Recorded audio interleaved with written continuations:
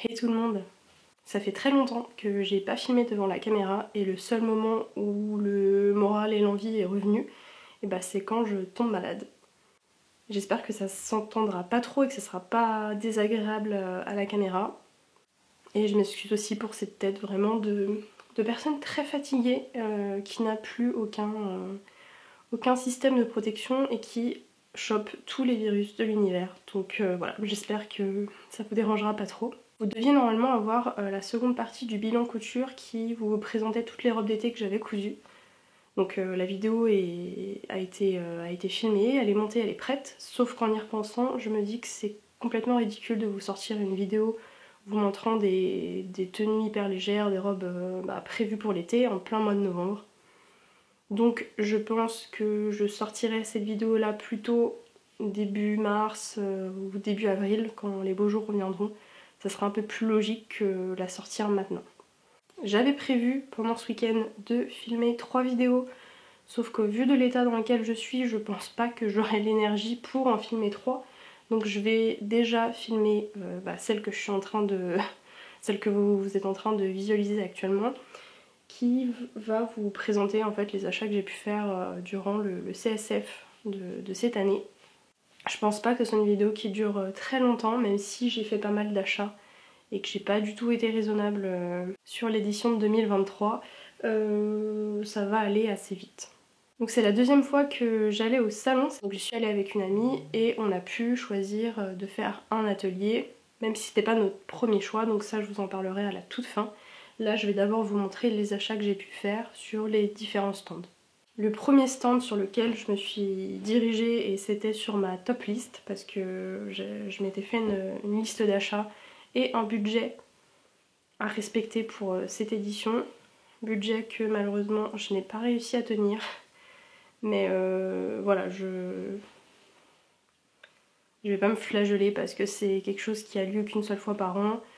Que la dernière commande que j'ai faite, j'allais vous dire cet été, mais non, c'est totalement faux puisque j'en ai repassé une sur ma petite mercerie, mais j'ai cousu l'entièreté des tissus. Et donc voilà, j'avais quand même été plus ou moins raisonnable avant ce salon-là. Et je me suis permis quelques petites folies. Donc le premier stand sur lequel je suis allée, c'est celui de Liz Taylor où j'ai flashé. Enfin, je l'avais déjà vu à sa sortie, mais je savais que je voulais me procurer cette viscose avec des petits chats qui est juste sublime.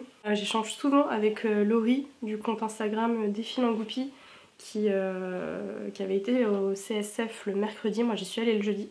Et elle m'avait dit qu'il y en avait quasiment plus. Et finalement en fait je pense qu'ils avaient un stock très important, donc voilà, j'ai pu me la procurer. J'ai pris 1,60 m de cette viscose et j'aimerais m'en faire une blouse.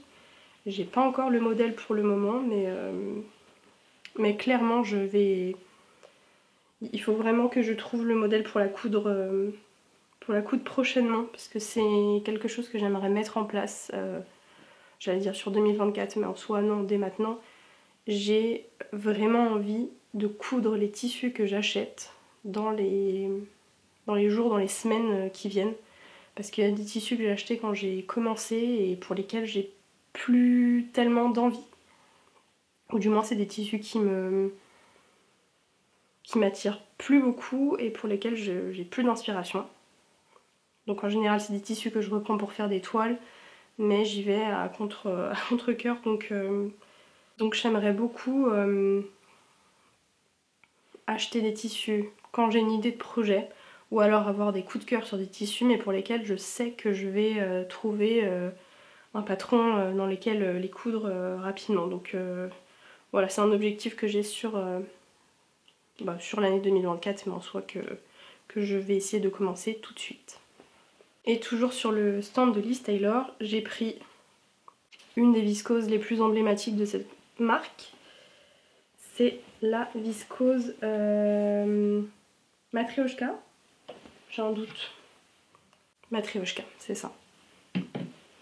Donc j'ai pris leur viscose emblématique Matryoshka qui a toutes les teintes que j'aime, le bleu, le rouge, vraiment ce qui ce que j'attribuerais à l'automne en fait, des couleurs chaudes et vives, mais dans des teintes assez foncées.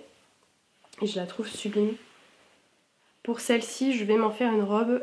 J'hésitais avec la robe Monica de Apolline Pattern, mais je suis pas encore entièrement sûre de mon choix, donc c'est encore en réflexion. Je l'ai pas avec moi, mais j'ai aussi acheté la bobine de fil de la même couleur que la blouse sur leur stand. Mais bon, c'est une bobine tout ce qu'il y a de plus classique. Et je leur ai pris ensuite le patron Gigi, que j'avais repéré à sa sortie. Que je vais pas coudre tout de suite parce que c'est une robe vraiment pour l'été, mais que je ferai durant le printemps ou voilà, en tout cas en 2024, je suis quasi sûre que je la réaliserai. Et le dernier petit achat que j'ai fait sur le stand, c'est alors je crois que c'est un porte-aiguille ou un pins, je ne sais pas. Mais c'est un, voilà, c'est un... Il veut pas faire le focus. C'est un petit pins chat, Cat Lady, sur lequel j'ai flashé. Voilà, l'achat compulsif par excellence, mais je pouvais pas passer à côté. Et en cadeau, il remettait un tote bag dans lequel il m'avait glissé mes achats. Voilà pour Liz Taylor. Je suis ensuite passée sur le stand de Shaku où j'ai pris le short Iris. C'est un modèle de short que j'avais repéré parce que j'en ai un du commerce qui ressemble énormément à ce short et dans lequel je rentre plus, donc j'aimerais me le faire.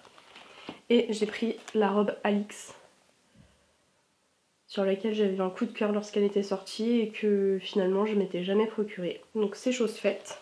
Et je vais continuer sur le stand de Clématis Pattern où là je me suis pris la robe cristal qui a un effet jeu de pli sur le bas de la robe, sur la jupe, avec des manches bouffantes. Et je l'avais vue exposée en fait sur le stand et je l'avais trouvée magnifique. Donc peut-être que je me la ferai pour les fêtes, celle-ci. Dans les petits achats, je suis passée sur le stand de Boin où j'ai acheté des aiguilles jersey et je me suis pris le stylo de la collection, je sais plus si c'est collection Galaxy, que j'ai déjà en noir et là je l'ai pris en mine blanche. J'avais également pris que j'ai pas avec moi mais un petit contenant avec des aiguilles très très fines pour les tissus fragiles. Donc voilà, c'était un achat nécessaire et réfléchi pour le coup.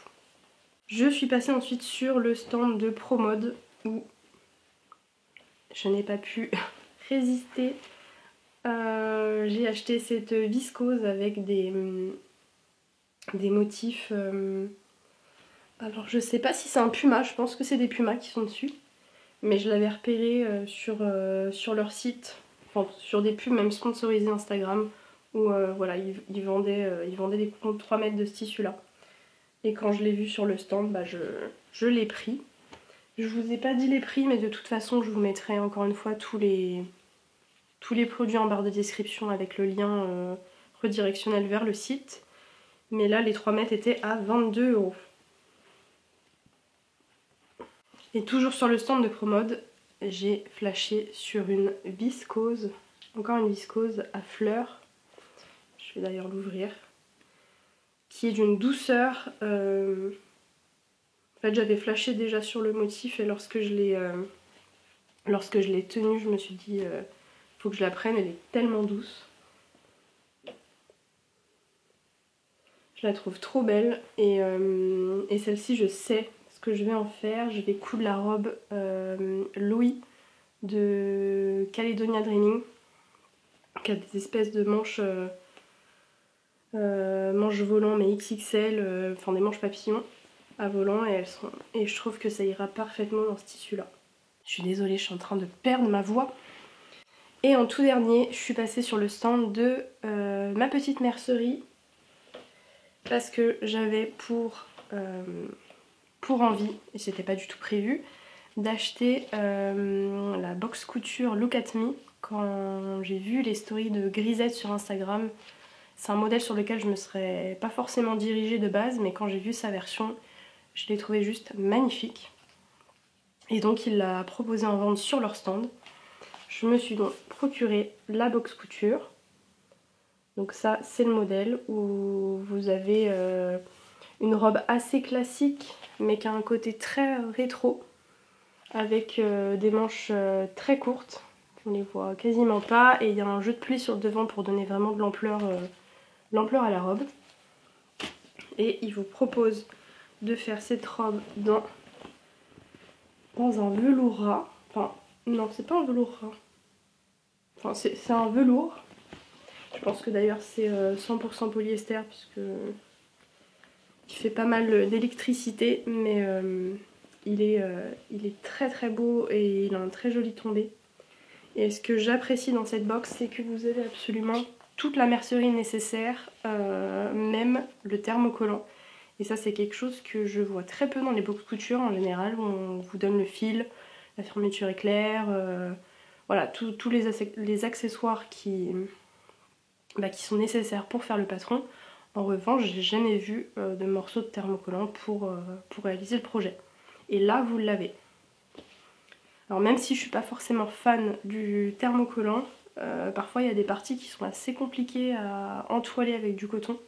Je pense notamment au col ou aux emmanchure, enfin c'est des parties en général qui demandent d'avoir soit du thermocollant droit fil ou d'avoir une très petite zone à thermocoller, donc je pense que c'est beaucoup plus simple de faire pour le coup avec du thermocollant.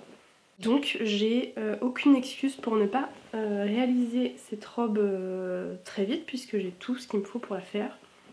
J'hésite encore à faire une toile, mais comme j'ai déjà cousu des patrons couture générale, je me dis que je vais peut-être faire abstraction et passer directement à la couture dans ce tissu là parce que j'aimerais l'avoir pour les fêtes de fin d'année, donc je vous dirai ça. Oula, vous êtes en train de voir la pile monstrueuse qui s'accumule à côté de moi, c'est pas très joli. Et en tout dernier achat, et ça c'est vraiment la masterpiece de ce que j'ai pu prendre au CSF. J'ai fêté mes 30 ans début 2024 et je voulais trouver un tissu fête, un tissu dans lequel je pourrais réaliser ma robe de 30 ans. J'avais plus ou moins une idée de ce que je voulais.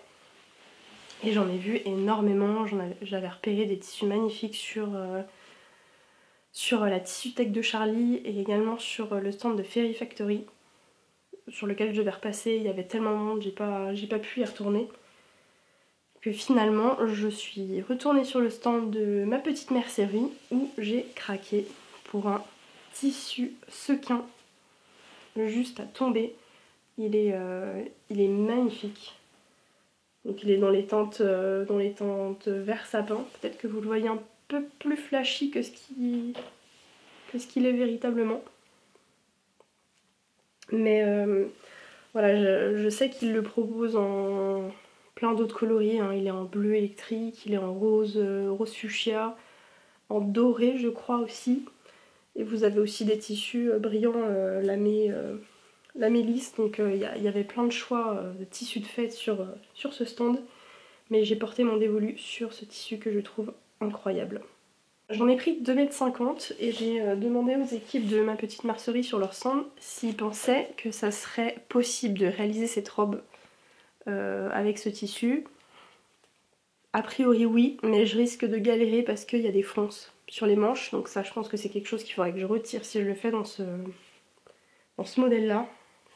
Mais plus j'y pense, plus je me dis c'est quand même un tissu qui est pas super facile à travailler. Donc est-ce que j'ai envie de me prendre la tête? Pas vraiment. Donc j'hésite à trouver un modèle de robe beaucoup plus simple. Mais par contre je sais que je veux pas le type de robe, le robe t-shirt, vous savez les robes vraiment qui sont droites. Moi je veux quelque chose qui soit un peu ceinturé, qui marque la taille et qui ait éventuellement un léger décolleté sur devant. Donc soit faire une robe portefeuille ou un peu finalement dans ce type là. Mais sans qu'il y ait de fronce sur les épaules ou à la taille et que ce soit des manches avec un ourlet simple. Donc finalement je suis pas sûre de la faire dans ce patron là. Mais il va falloir que je trouve un modèle de robe rapidement puisque mon anniversaire est en janvier. Donc dans tout juste un mois, donc je vais pas avoir non plus énormément de temps pour la coudre. Surtout que j'avais prévu de coudre ce week-end-là, mais vu mon état, je ne suis pas sûre de pouvoir coudre ou du moins d'avancer très vite, donc voilà, je sais pas trop. Si vous avez des idées de patrons, des propositions à me faire, n'hésitez pas à me le dire en commentaire. Je suis vraiment prenante des idées que vous pourriez avoir, donc n'hésitez pas. Et voilà pour tous les achats couture que j'ai pu faire. Il y a un dernier truc qui était absolument pas prévu. Et je ne sais pas si c'était une arnaque ou pas, mais sur le salon du CSF, il y avait une personne qui distribuait des bons pour gagner une perle de culture, une perle de tradition. Et donc on a, avec mon ami, on a pris ce bon, on a tenté notre chance et mon ami a eu une perle qu'elle a trouvée dans l'huître. En fait, vous avez une personne qui vous montre un plateau et vous devez choisir une huître. Et celui-ci vous dit s'il y en a une ou s'il n'y en a pas. Et si vous trouvez une perle, vous la gagnez. Vous avez juste, entre parenthèses, à acheter le bijou qui vient, dans laquelle sera posée la perle. Donc mon amie a gagné une perle, donc elle a choisi son bijou, etc. Et on parlait avec la vendeuse qui finalement me dit tiens, c'est ton jour de chance, va refaire un tour et retente ta chance. Donc je le fais et là, d'habitude je ne suis jamais chanceuse, hein, mais j'ai trouvé une perle dans une huître.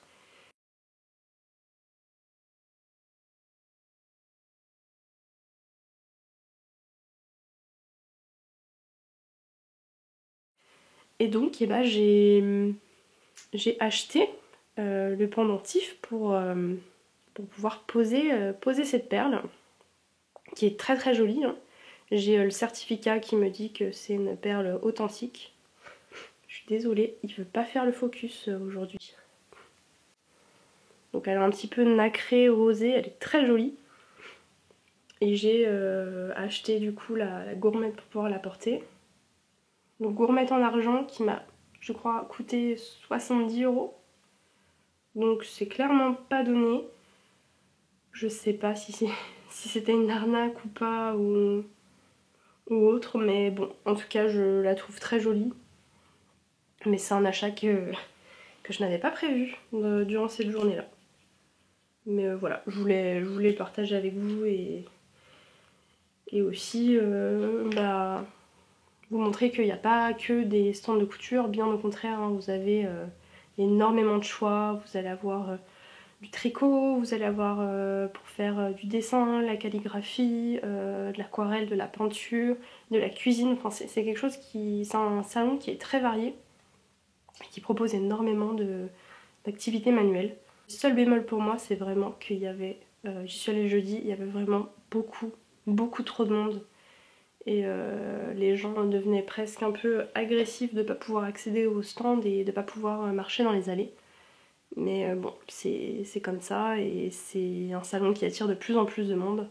Donc je sais pas, il faudrait que l'année prochaine ils puissent l'agrandir encore un peu plus pour qu'on puisse mieux déambuler dans les stands. Mais en tout cas c'était vraiment très sympa. Bon, finalement la vidéo va être un peu plus longue que ce que j'avais prévu. Mais je voulais revenir sur le choix de l'atelier que j'avais fait pour cette édition. On s'y est pris un petit peu tardivement, donc il restait plus grand chose. Et on a porté notre dévolu sur un atelier bivrap. Donc le bivrap en gros c'est le fait de prendre un tissu, peu importe, un tissu coton, de la popeline, et de venir l'enduire de cire d'abeille pour qu'il puisse avoir une sorte de forme un peu... Alors c'est pas collant, mais c'est pas une matière... Si, c'est un petit peu collant quand même en fait. Mais c'est une matière en fait qui permet ensuite de prendre la forme que vous donnez au tissu. Donc par exemple si vous voulez emballer, je sais pas, on va dire ça, vous avez un gâteau, vous mettez votre gâteau à l'intérieur du bivrap, vous venez fermer tout ça. Je le fais très grossièrement, mais en gros ça vient garder vraiment la forme du paquet.